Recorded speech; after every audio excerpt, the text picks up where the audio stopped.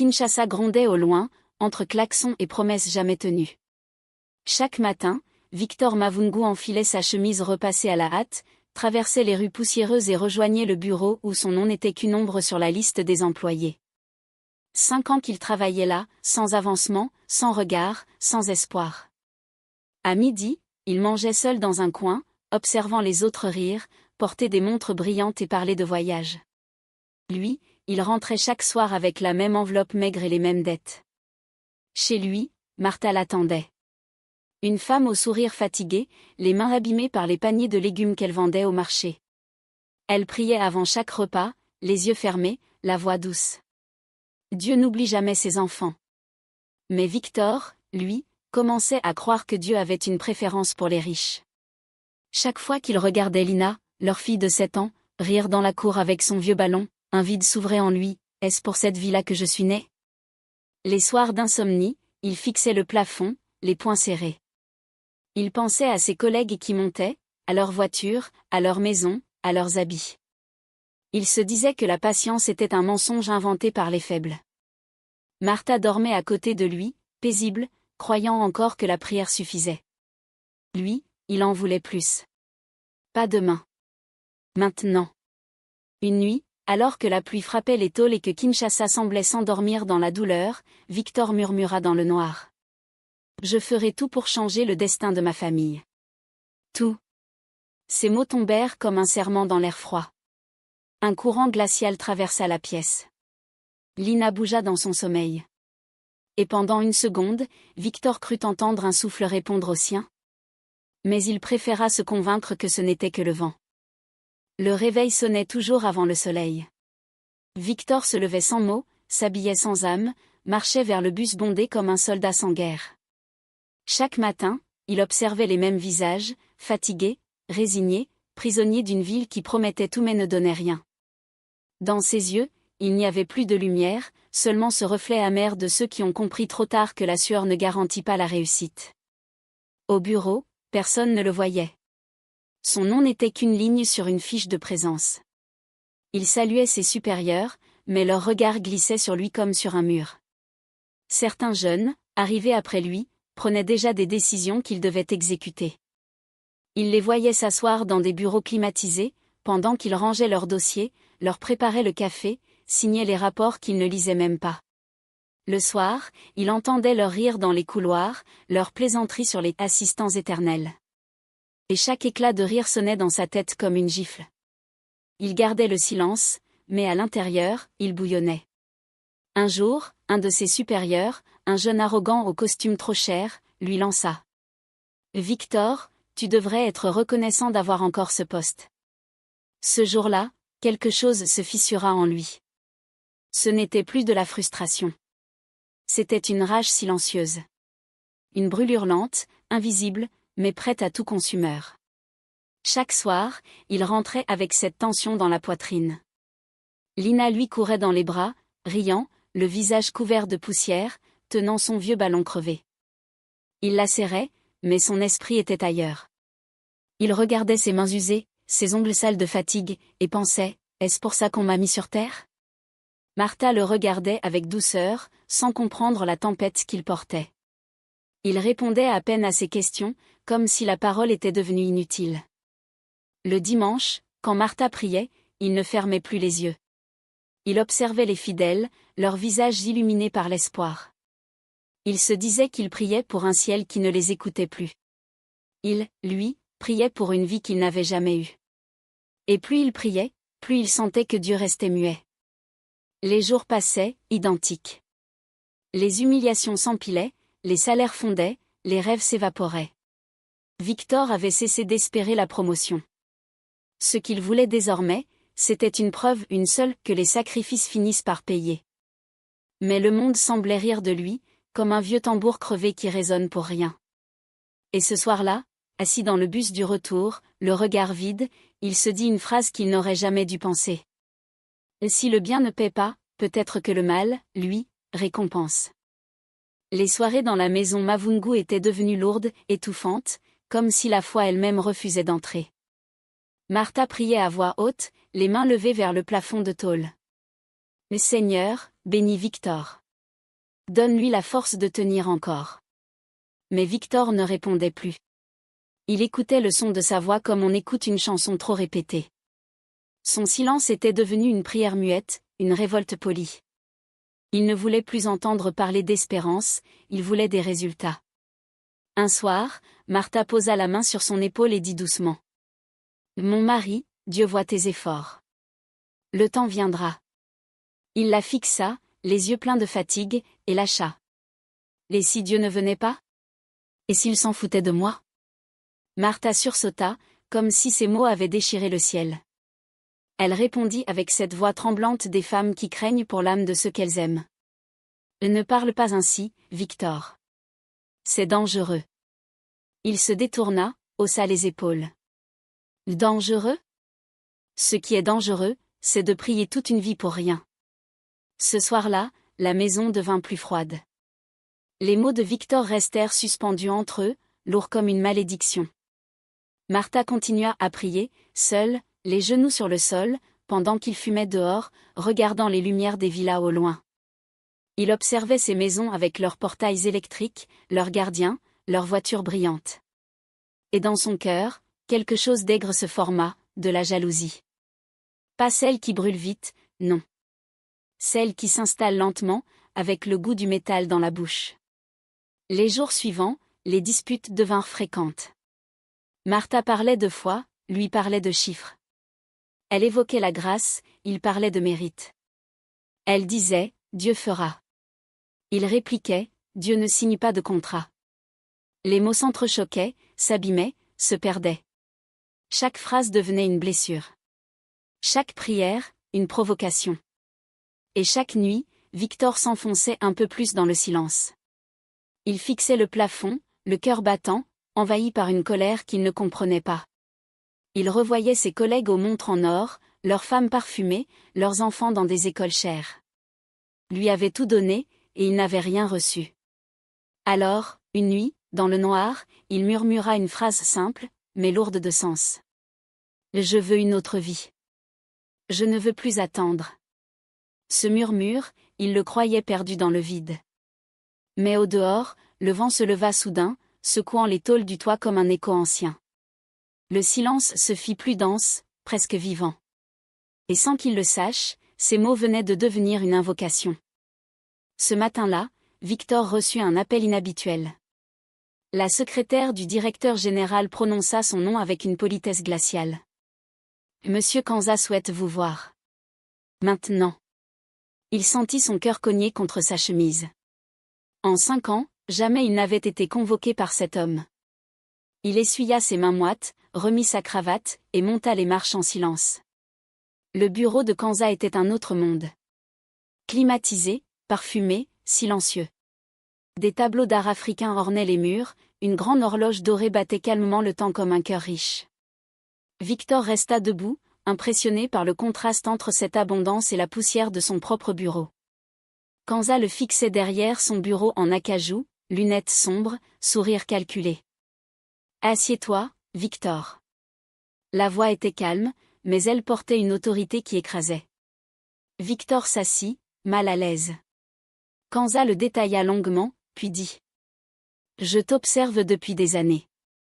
Tu es travailleur, patient, mais invisible. Tu veux être vu, n'est-ce pas ?» Victor hésita, puis hocha la tête. « Je veux juste que mon travail soit reconnu. » Kanza eut un léger rire. « Non, Victor. Ce que tu veux, c'est être au sommet. Tu veux que les autres te saluent, t'envient, te craignent. Tu veux être riche. » Un silence s'installa, lourd comme un aveu. Kanza ouvrit un tiroir et en sortit une petite boîte noire, posée sur la table avec précaution. Elle semblait anodine, mais Victor sentit un frisson lui parcourir l'échine. Kanza pencha la tête et murmura. « Tu veux être riche ? Alors sois prêt à donner pour recevoir. » Victor fronça les sourcils. « Donner, quoi ?» Kanza sourit, un sourire qui n'atteignait pas les yeux. « Pas d'argent. Pas de travail. Quelque chose de plus, personnel. » Il fit glisser la boîte vers lui. Le métal froid toucha le bord de la table, et Victor eut l'impression que la pièce s'était assombrie. Kanza ajouta, d'un ton presque doux. Dépose-la ce soir dans le lit de ce que tu aimes le plus au monde. Demain, ta vie changera. Le silence qui suivit n'était pas vide. Il vibrait, comme si les murs respiraient. Victor resta figé, incapable de parler. Kanza termina. Ce que tu fais de cette boîte ne me regarde pas. Mais souviens-toi, les portes de la réussite ne s'ouvrent jamais gratuitement. Il se leva, ajusta sa montre en or, et tourna le dos à Victor. L'entretien était fini.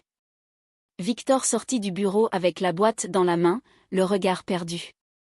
Sur le mur, un miroir renvoyait son reflet. Mais pendant un instant, il eut l'impression que le visage dans la glace n'était pas le sien. Toute la journée, Victor garda la boîte dans son sac, comme un secret brûlant qu'il ne voulait ni ouvrir ni abandonner. À chaque fois qu'il y pensait, un frisson lui montait du dos jusqu'à la nuque. C'est absurde, se répétait-il. Je ne vais pas jouer à ces choses de fou. Mais plus il essayait d'oublier, plus la boîte semblait peser lourd, comme si elle respirait. Le soir, il la posa sur la table et l'observa longtemps. Noire, mate, sans inscription. Elle ne bougeait pas, mais sa simple présence changeait l'air de la pièce. Martha, à côté, préparait le dîner. Elle parlait de la journée, du marché, du prix des légumes. Victor répondait par des monosyllabes. Son esprit n'était plus dans la maison. La boîte l'appelait. Lina chantait dans la cour, sa voix légère comme une prière. Chaque rire de l'enfant lui perçait le cœur. Il voulut se convaincre que tout cela n'était qu'une blague d'homme riche. Mais la voix de Kanza résonnait encore dans sa tête. Et dépose-la ce soir dans le lit de ce que tu aimes le plus au monde. La nuit tomba, lourde, silencieuse. Kinshasa dormait sous la pluie. Victor se leva sans bruit, prit la boîte, la serra contre lui comme on serre un fardeau. Il entra dans la chambre de Lina. L'enfant dormait profondément, la respiration paisible, le visage d'ange. Sur le mur, la lueur d'une bougie vacillait. Il s'approcha lentement, chaque pas résonnant dans sa tête. Il voulut reculer, mais ses mains ne lui obéissaient plus. Un mélange de peur, de doute et d'avidité le paralysait. « Je le fais pour elle », murmura-t-il. « Pour qu'elle ait une meilleure vie. » Mensonge. Il le savait. Mais c'était la seule phrase qui pouvait le sauver de sa honte. Il souleva doucement l'oreiller. La boîte noire y glissa sans bruit, comme une ombre qu'on range dans un secret. Au même instant, la flamme de la bougie s'éteignit d'un souffle invisible. Un vent glacial traversa la pièce, fit claquer les volets, fit trembler son cœur. Victor recula, le souffle court. Lina gémit dans son sommeil, ses petits doigts se crispant sur la couverture. Le silence qui suivit était presque vivant, épais, chargé d'une présence qu'il ne pouvait nommer. Une larme coula sur sa joue. Il voulut retirer la boîte, mais quelque chose, une force, un froid, une peur le cloua sur place. Ses lèvres tremblaient. Il recula jusqu'à la porte, referma lentement, le cœur battant si fort qu'il en avait mal. Dans le couloir, il s'appuya contre le mur, les yeux vides. Le silence semblait chuchoter autour de lui. Et au fond de ce silence, il crut entendre un souffle lui murmurer. « C'est fait. » Il serra les poings. Il voulut prier. Mais aucun mot ne vint. Tout commença au matin suivant. Lina se réveilla en pleurant, le visage brûlant, la peau moite. Ses yeux, d'habitude si vifs, semblaient perdus dans un rêve qu'elle ne pouvait quitter. Martha posa la main sur son front et cria. « Mon Dieu, elle brûle !» Victor accourut, la souleva dans ses bras. La chaleur de son corps était irréelle, presque surnaturelle. Il sentit son cœur se serrer, sans comprendre pourquoi une peur si profonde montait déjà en lui. Les jours suivants furent une descente lente vers l'horreur. Lina criait la nuit, secouée de convulsions.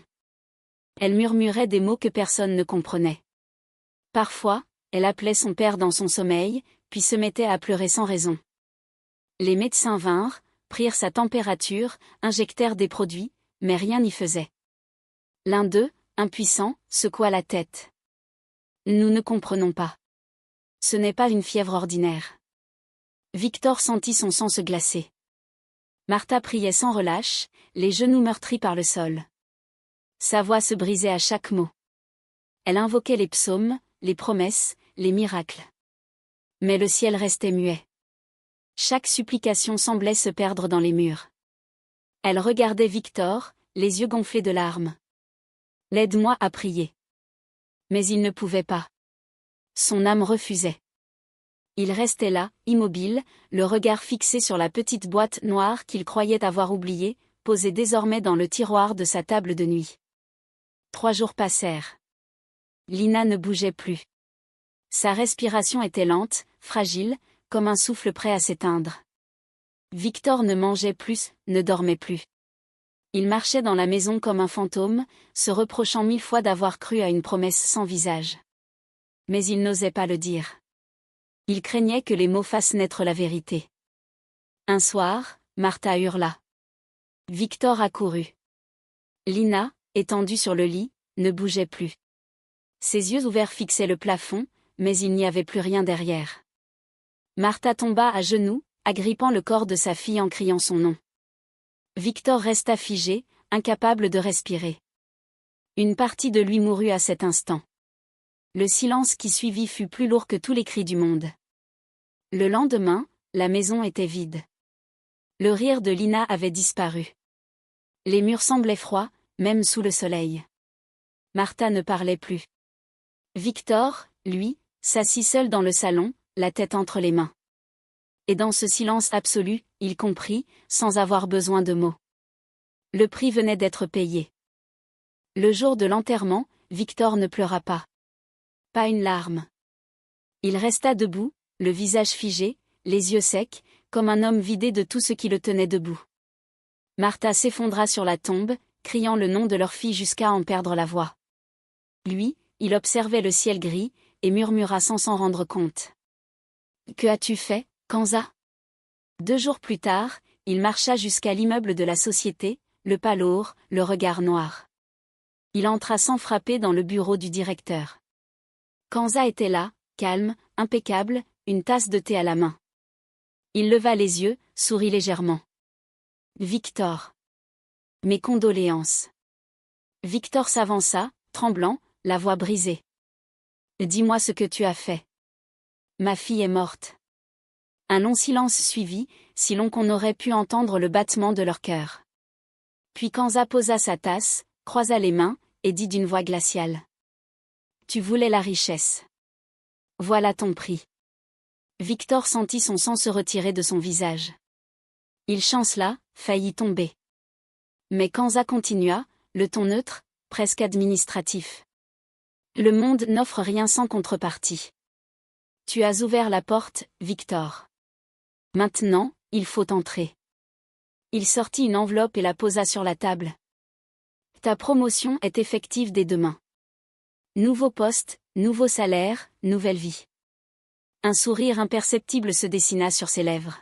« Félicitations. » Victor prit l'enveloppe, sans savoir pourquoi. Ses mains tremblaient, son cœur battait trop vite. Il quitta le bureau, titubant dans le couloir, incapable de comprendre s'il venait d'être béni ou maudit. Mais le soir même, un virement colossal entra sur son compte. Une voiture neuve fut livrée à son nom. Et le lendemain, il s'assit dans un nouveau bureau, plus vaste, plus lumineux, plus froid. Les semaines passèrent. Les gens commencèrent à le respecter, à le saluer avec admiration. Il portait désormais des costumes bien taillés, un parfum étranger, une montre brillante. Il avait tout ce qu'il avait désiré. Mais à chaque fois qu'il croisait son reflet, il avait l'impression de voir un autre homme, un visage fatigué, vidé de lumière. Et la nuit, le silence devint son ennemi. Allongé dans son lit, les yeux ouverts, il entendait parfois un murmure venu de nulle part.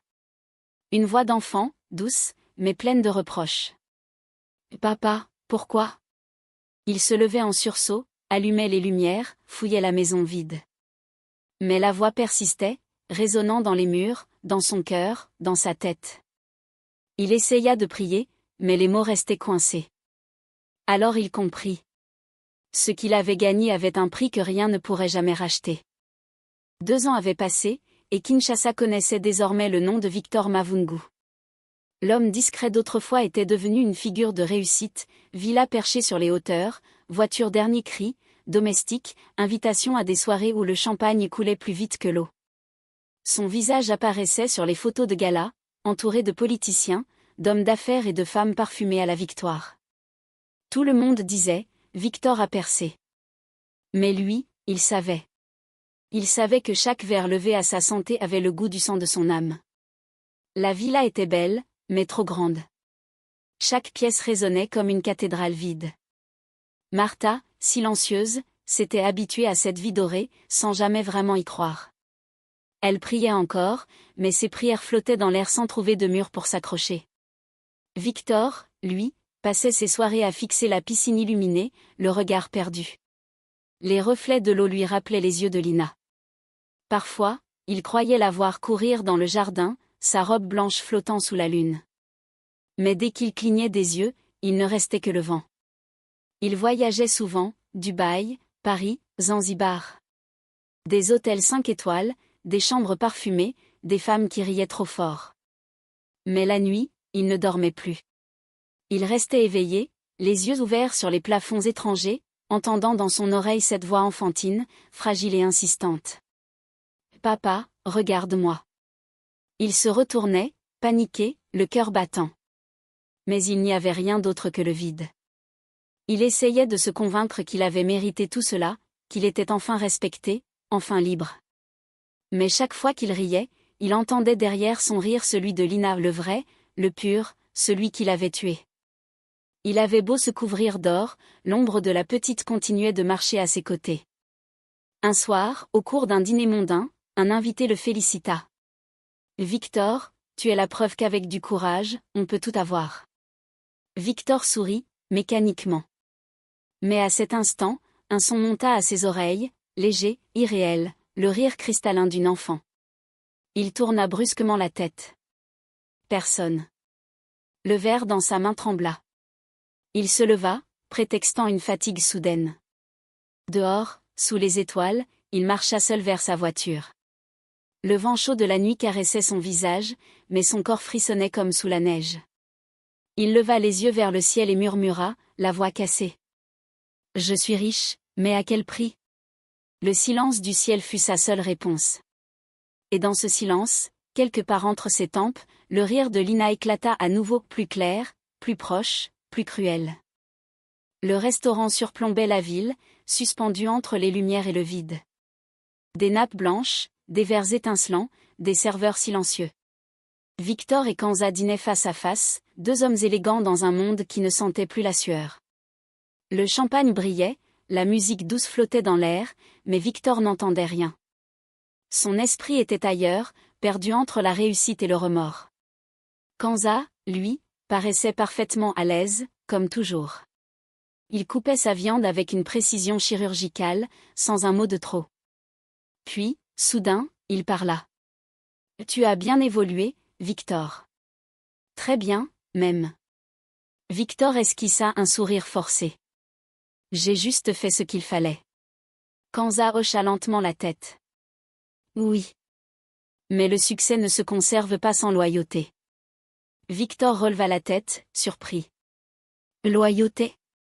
Kanza posa sa fourchette, croisa les mains et le fixa droit dans les yeux.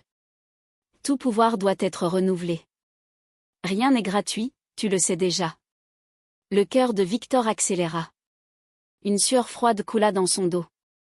Kanza poursuivit d'un ton calme, presque paternel.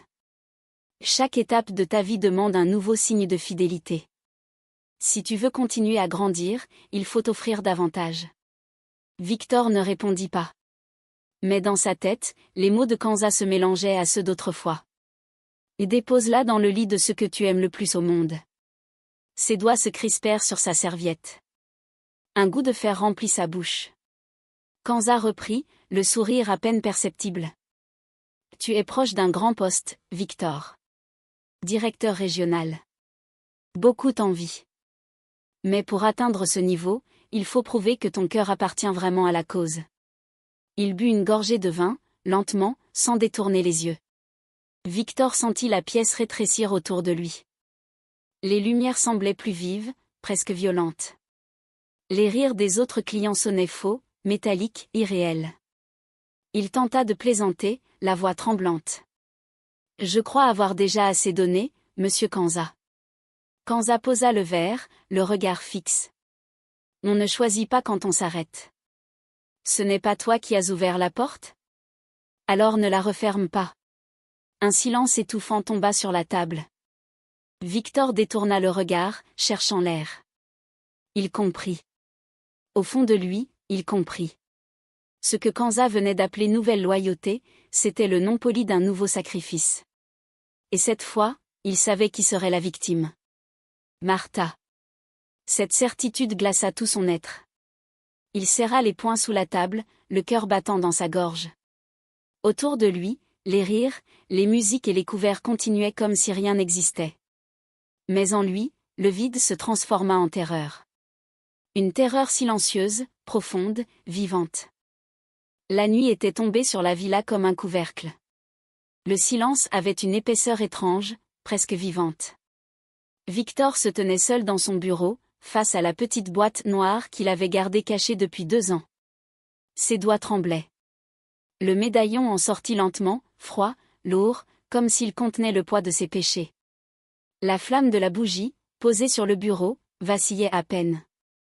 Sur le mur, l'ombre de Victor ressemblait à un autre homme, courbé, brisé, prêt à commettre l'irréparable. Il avait tout préparé, la pièce plongée dans la pénombre, les rideaux tirés, la maison endormie. Martha dormait dans la chambre à côté, paisible, inconsciente du danger. Victor, lui, marchait lentement, chaque pas résonnant comme une condamnation. Il s'arrêta devant la porte, la main posée sur la poignée. Son cœur battait si fort qu'il croyait entendre le sang frapper ses tempes. Des larmes silencieuses glissèrent sur ses joues. Il se dit qu'il pouvait encore reculer, tout arrêter, prier, fuir. Mais la voix de Kanza résonna dans sa tête, nette, glacée. Le pouvoir ne pardonne pas la faiblesse. Il ouvrit la porte. La chambre baignait dans une lumière douce, la respiration de Martha apaisait le silence. Elle dormait tournée vers la fenêtre, le visage calme, les traits détendus. Victor resta là, à la regarder, paralysé entre amour et terreur. Une pensée folle le traversa, et si c'était elle, ou moi? Ses genoux tremblaient. Il s'avança, le médaillon serré entre ses doigts tremblants. Chaque pas était une trahison. Chaque souffle une prière étranglée. Il s'agenouilla au bord du lit. Le médaillon glissa lentement de sa main. Il le leva au-dessus de l'oreiller, la gorge serrée. Ses lèvres remuaient, sans mots. Ses yeux cherchaient ceux de Martha, mais elle dormait encore. Il voulut parler, dire qu'il était désolé, qu'il avait peur. Mais aucun son ne sortit. Et soudain, la flamme de la bougie, restée dans le couloir, s'éteignit d'un souffle invisible. Un froid brutal envahit la pièce. Victor sursauta, le médaillon faillit lui échapper. Le silence se rompit par un grondement sourd, profond, venu du sol. Le plancher vibra sous ses pieds, les murs frémirent. Une peur primitive monta en lui, celle que l'homme ressent quand le ciel répond enfin à ses fautes. Il recula, suffocant, le médaillon toujours dans la main. Ses jambes tremblaient, son souffle se brisait. Autour de lui, l'air semblait vivant, chargé d'une présence ancienne. Puis, un craquement. Une fissure mince traversa le mur, comme si la maison elle-même refusait le sacrifice. Victor tomba à genoux, criant dans un murmure étranglé. « Le Seigneur, arrête-moi !» Le sol continua de trembler. Et dans le silence qui suivit, quelque chose d'invisible sembla répondre à sa prière. La terre vibrait encore sous ses genoux. Victor leva les yeux, le souffle coupé. Un souffle froid traversa la chambre, mais la flamme invisible d'une autre présence venait de naître. Devant lui, à la lisière de la lumière tremblante, une silhouette se forma. Une femme, vêtue de blanc, drapée dans un pagne immaculé, les pieds nus, le regard d'éternité. Ses cheveux gris flottaient comme dans l'eau. Elle le fixait sans colère, mais avec une autorité qui transperçait l'air. Victor recula, les mains tremblantes, incapable de respirer.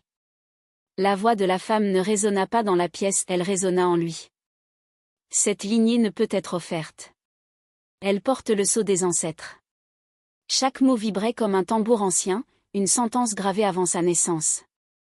Victor sentit ses oreilles bourdonner, son cœur frapper plus fort.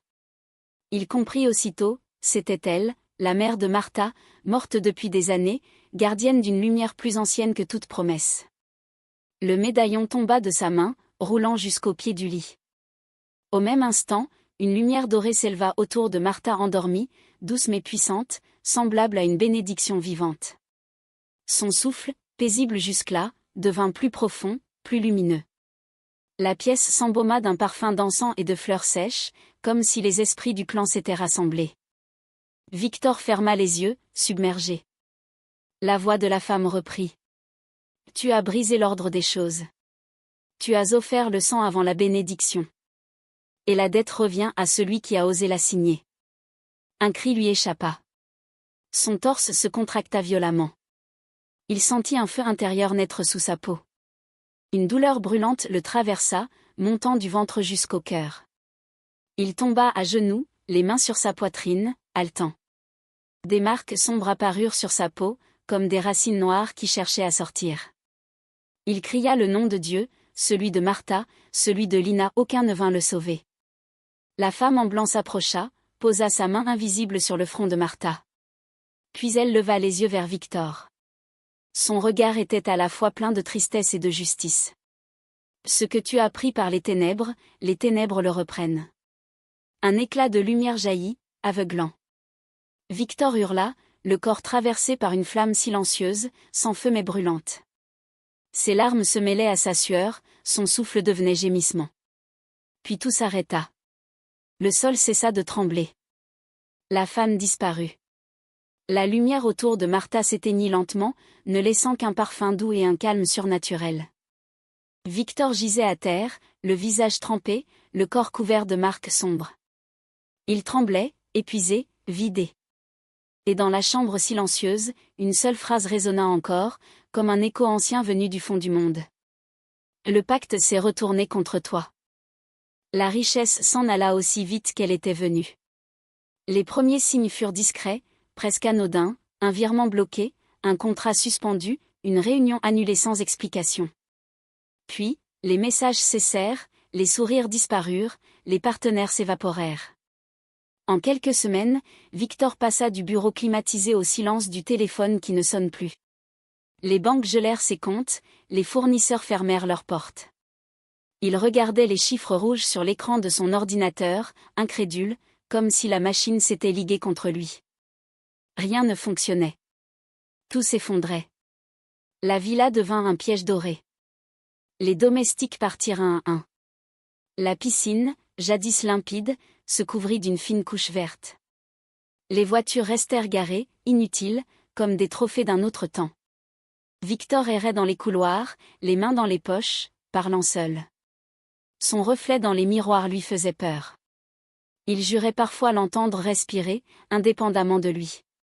Son visage se creusait, ses yeux perdaient leur éclat. Il dormait peu, mangeait à peine. Et chaque nuit, la voix de Lina revenait. Toujours la même, douce, lointaine. « Papa !» Il se redressait brusquement, le cœur affolé. « Papa, pourquoi ?» Le son semblait venir de partout et de nulle part. De la chambre vide, du salon, du plafond, de son propre crâne. Il criait son nom, mais la voix ne s'arrêtait pas. Parfois, il croyait sentir une petite main glisser sur son épaule avant de disparaître. Alors il tombait à genoux, tremblant, les larmes noyant son visage. Les médecins parlèrent de fatigue nerveuse. Les voisins parlaient de folie. Mais Victor savait que ce n'était pas la maladie, c'était la dette. Chaque souffle lui rappelait le pacte. Chaque silence lui rappelait Lina. Il errait la nuit dans la maison, chuchotant des excuses à l'air vide. Il murmurait des prières confuses, mélangeant les psaumes à des implorations sans nom. Le sommeil le fuyait. Quand il fermait les yeux, il voyait le regard de sa fille au moment de mourir. Et quand il les ouvrait, il voyait ses propres mains noircies par la honte. Son corps commença à lâcher. Les médecins parlaient de stress, mais la vérité se lisait sur sa peau, des taches sombres apparaissaient, des douleurs inexplicables le traversaient. Il maigrissait, s'éteignait, lentement. Martha, impuissante, le regardait sombrer, les mains jointes. Mais Victor refusait toute aide. Il répétait sans cesse, les yeux fous. C'est elle, elle m'appelle. Une nuit, alors que la pluie s'abattait sur la ville, il se leva brusquement, ouvrit la porte du couloir, persuadé d'avoir entendu la voix de Lina rire. Mais le couloir était vide. Vide, froid, interminable. Il tomba à genoux, les mains sur les oreilles, hurlant à la lune. « Elina, pardonne-moi !» Son cri se perdit dans le vent. Et la maison, une fois encore, resta sans écho. Martha l'avait observé se consumer jour après jour. Les nuits sans sommeil, les murmures dans le vide, les mains tremblantes, les yeux perdus. Elle avait compris qu'aucun médecin ne pouvait guérir ce que Victor portait. Ce n'était pas une maladie du corps, mais une plaie de l'âme. Alors, un matin, sans prévenir, elle entra dans la chambre et lui dit doucement. « Habille-toi. Aujourd'hui, on va prier. » Victor voulut protester, mais ses mots se brisèrent dans sa gorge. Il n'avait plus de force. Martha l'aida à se lever, comme on aide un vieil homme. Ils sortirent ensemble, marchant à travers les rues poussiéreuses, loin de la villa, loin du souvenir des jours dorés. Le soleil tapait sur la tôle des toits, les enfants riaient dans la poussière. La vie, simple et brute, continuait sans lui. Chaque pas était une confession muette. L'église était modeste, construite en planches de bois et en prière. À l'intérieur, des chants s'élevaient, portés par des voix tremblantes de foi. Victor entra lentement, tête baissée. Les fidèles le reconnurent, mais nul ne parla.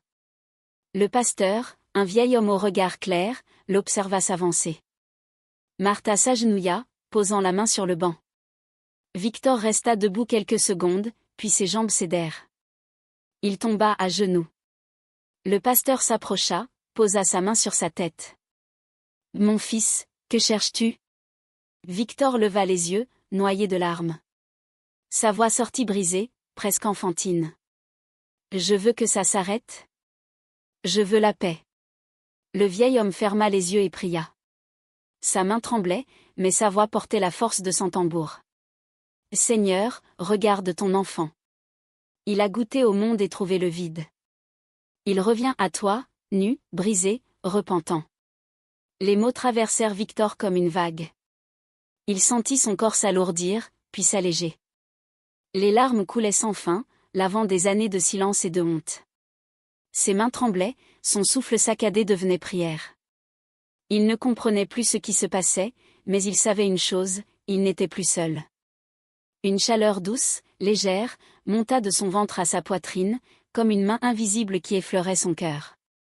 Il tomba en avant, la tête contre le sol, pleurant sans retenue. Martha posa la main sur son dos, le visage baigné de larmes. Le pasteur priait encore, sa voix se perdant dans les chants des fidèles. Et pour la première fois depuis des années, Victor sentit quelque chose qu'il croyait mort, la paix. Une paix fragile, mais réelle. Pas celle de l'argent. Celle du pardon. Le soir tombait doucement sur la maison.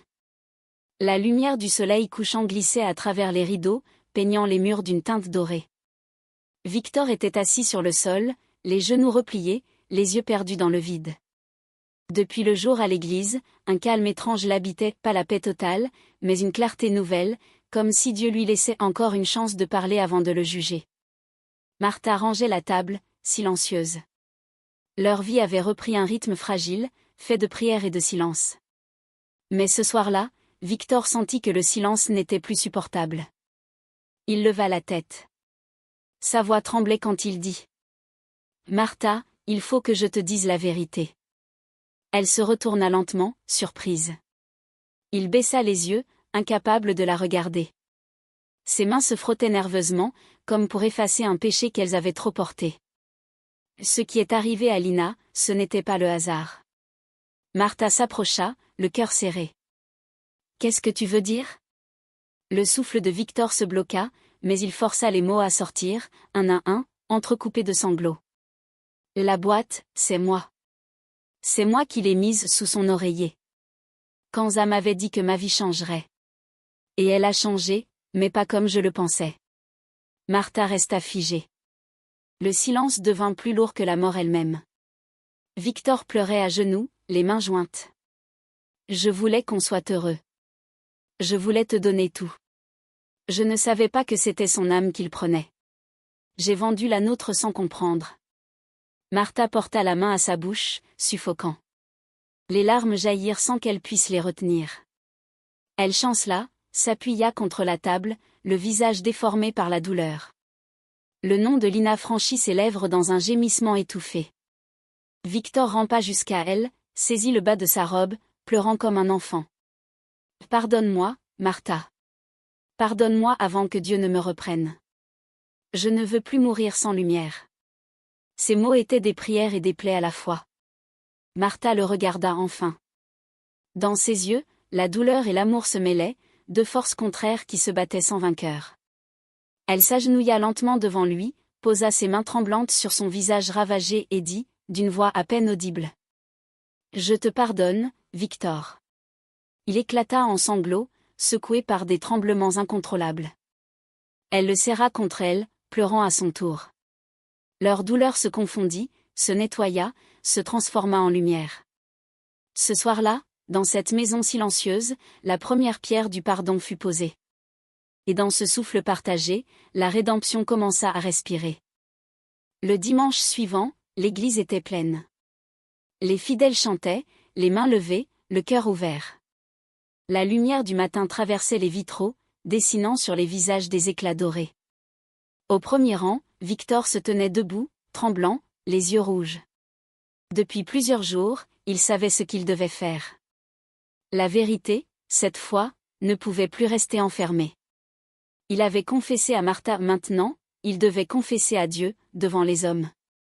Le pasteur prêchait sur la repentance, la faute avouée brise la chaîne du mensonge. Ces mots lui transpercèrent le cœur. Alors il se leva lentement. Tous les regards se tournèrent vers lui. Martha posa la main sur sa bouche, les larmes déjà aux yeux.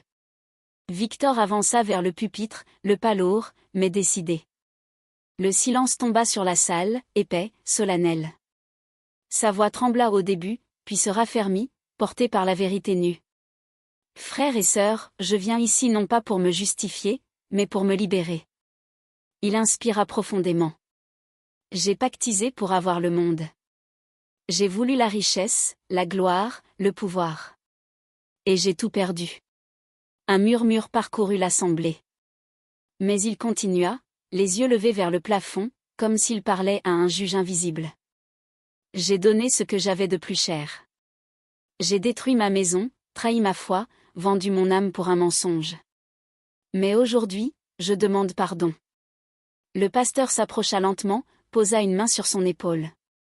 Sa voix, grave et pleine de compassion, s'éleva dans le silence.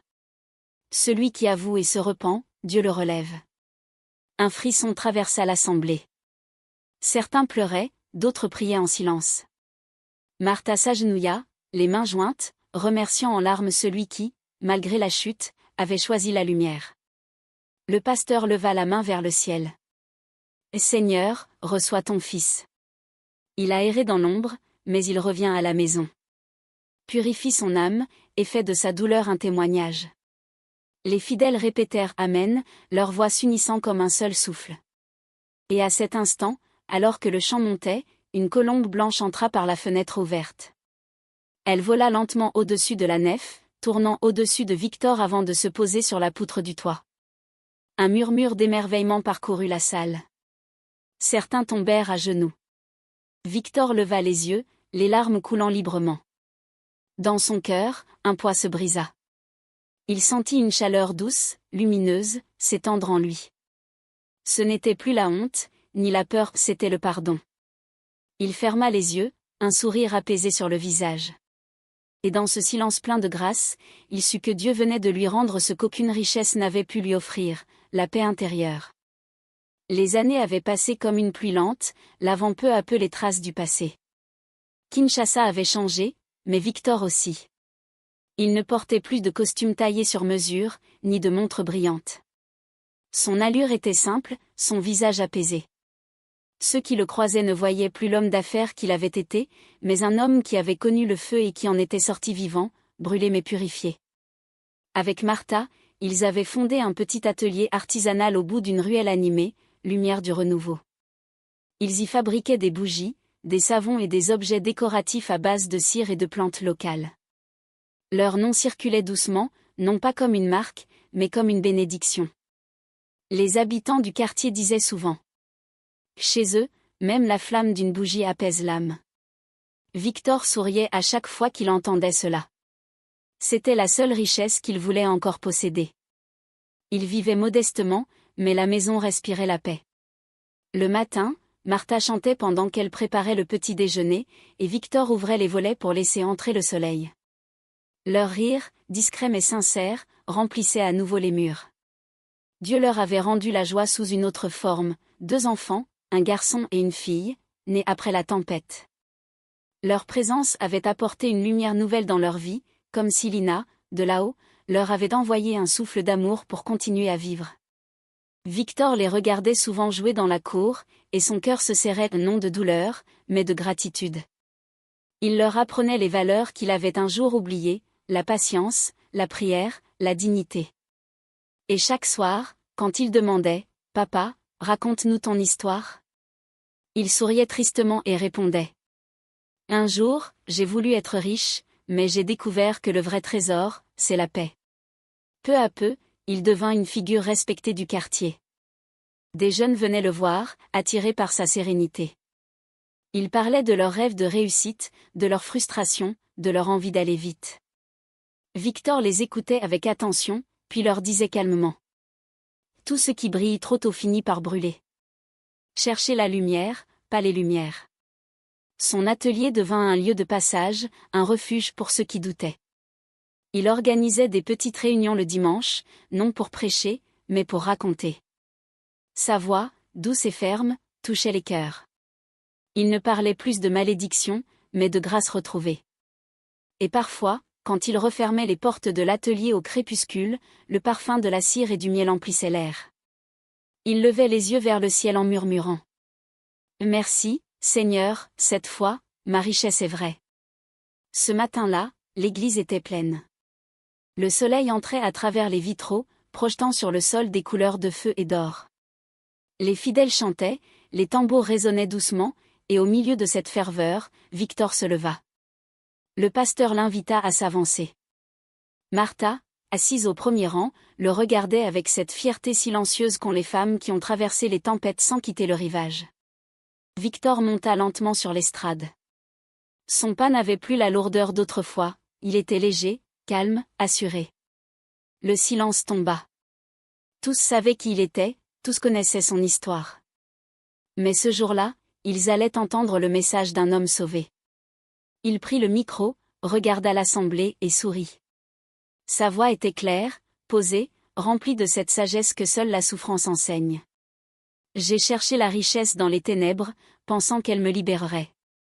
Il marqua une pause. Mais plus je gagnais, plus je perdais. J'ai troqué la lumière de mon âme contre les reflets du monde. Et j'ai appris, trop tard, que la vraie richesse n'est pas dans ce qu'on possède, mais dans la lumière qu'on garde ici. Il posa la main sur sa poitrine. La vraie richesse est dans la lumière. Un murmure parcourut l'église, doux, ému. Certains pleuraient, d'autres priaient en silence. Le pasteur hocha la tête, les yeux humides. Victor continua, sa voix tremblante mais apaisée. J'ai vu le fond de la nuit, mais Dieu m'a laissé une lueur. C'est elle qui m'a ramené. Aujourd'hui, je ne cherche plus à avoir, je cherche à être. Puis il ouvrit sa Bible, celle que Martha lui avait donnée après sa délivrance, et lut lentement. Cherchez premièrement le royaume de Dieu et sa justice, et tout le reste vous sera donné par-dessus. Matthieu 6h33. Un silence profond suivit ces mots. Ce silence n'était pas vide, il était plein de sens, de paix, de gratitude. Victor referma la Bible, remercia doucement l'assemblée et redescendit de l'estrade. Martha se leva pour l'accueillir, les larmes aux yeux, et le serra contre elle. Ils sortirent main dans la main. Dehors, le soleil couvrait la cour d'une lumière douce. Le vent soulevait la poussière, jouant avec les feuilles sèches. Victor s'arrêta un instant, ferma les yeux pour respirer profondément. Et dans ce souffle de paix, il entendit une voix.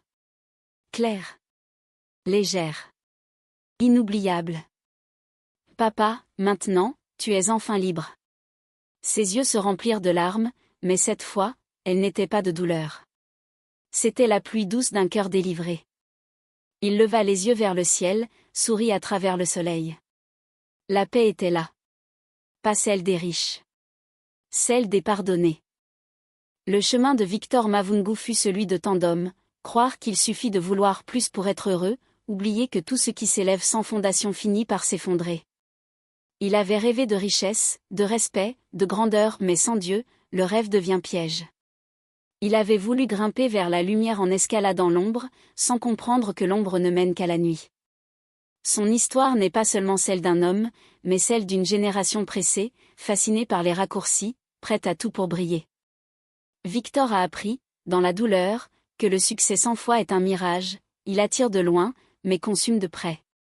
Il a tout perdu avant de comprendre que Dieu ne se négocie pas, qu'on ne pactise pas avec ce qu'on ne maîtrise pas. L'argent, la gloire, le pouvoir, tout cela passe. Mais ce que l'âme perd, aucun compte bancaire ne peut le racheter. Pourtant, au cœur même de sa chute, la lumière a survécu. Le pardon de Martha, la voix de Lina, la main du pasteur, autant de signes que la grâce divine ne se retire jamais totalement. Dieu attend toujours, patient, que l'homme brisé vienne déposer son orgueil au pied de la vérité.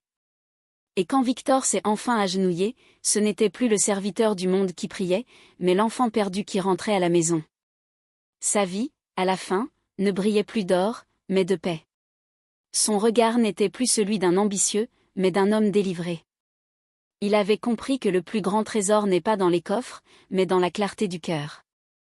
Et quand ses yeux se levaient vers le ciel, son âme murmurait encore cette phrase simple, dernière et juste. Il avait voulu le monde, il a trouvé la lumière.